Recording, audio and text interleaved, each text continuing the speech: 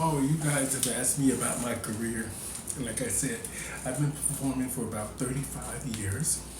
And I've done Tina Turner for most of those years that I have been performing. I started back in 1989. I had actually started 2 years before that, but I wasn't impersonating anybody. I was just trying to dress androgynous and be in drag, just to be like part of the girls. Because Copa was an amazing place for diversity. We had everybody there. And back then, a lot of people used to follow Boy George and Divine, and a lot of the celebrities like Madonna and Grace Jones both appeared at the Copa. I actually saw Grace Jones there twice. Fabulous. She was up there in the chair spinning around with all these band-aids all over her. It was amazing. It was amazing. We love Miss Grace Jones.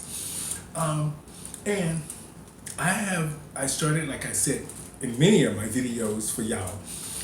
I started at a club in Miami called the Orange Juice. Not OJ, the Orange Juice.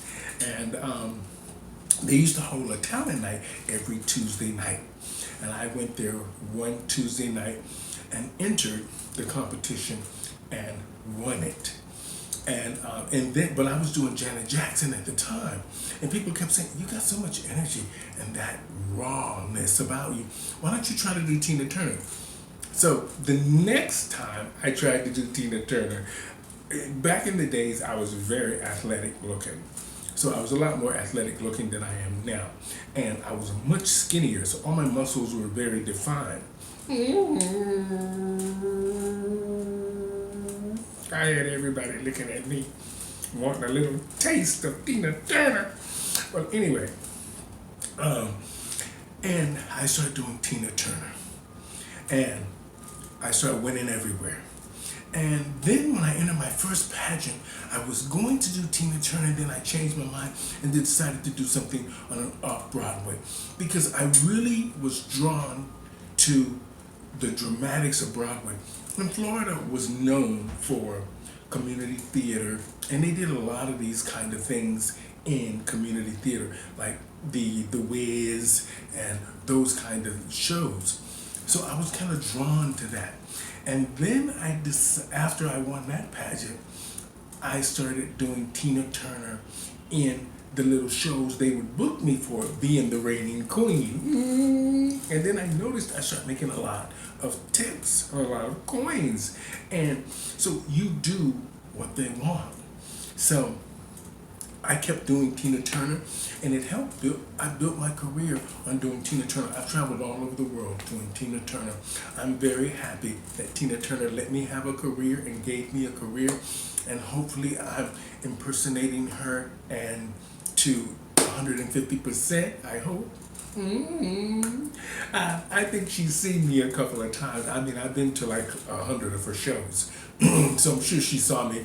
And then when she came to Toronto for her farewell tour, she picked me out on the Jumbotron, because I went there dressed as Tina and had all the cameras on me.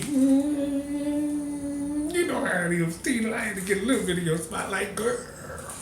But she put me up on the big Jumbotron thing there, and was waving to me and everything, and it was amazing. And I was dancing in the aisle. It was fabulous. We went both nights on her farewell tour. Thank you, Tina.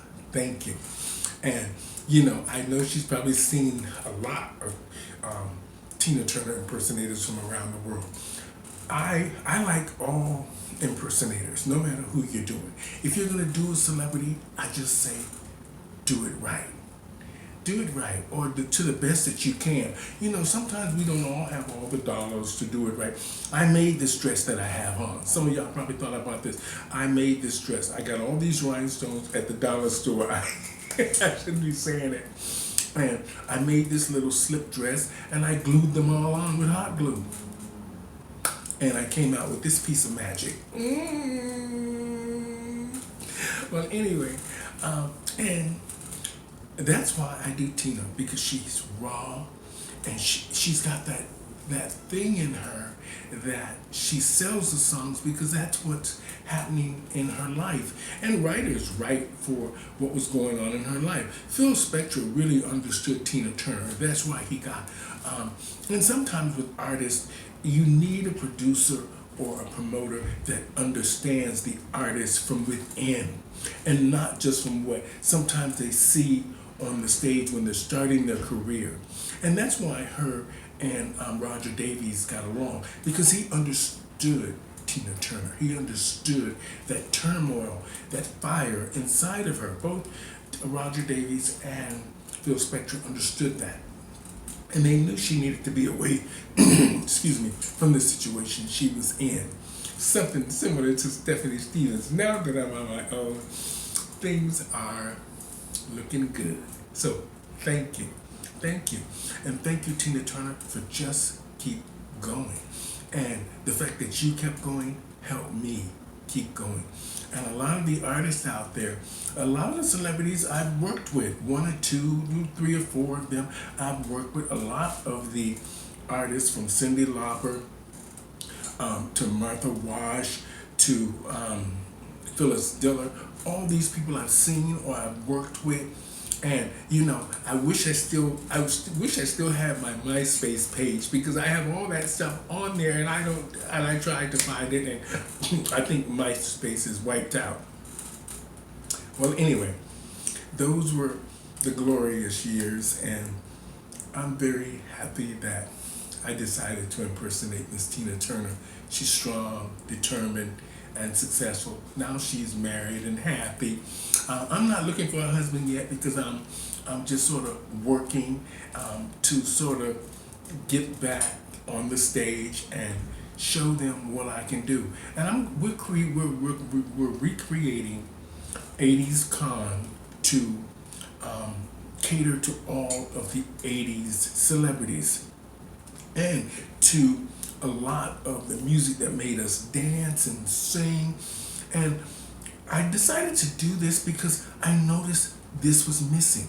Even the young children are still doing the old songs that we used to do, but they can't do them the way the artists do them because they weren't around during that era. But I was.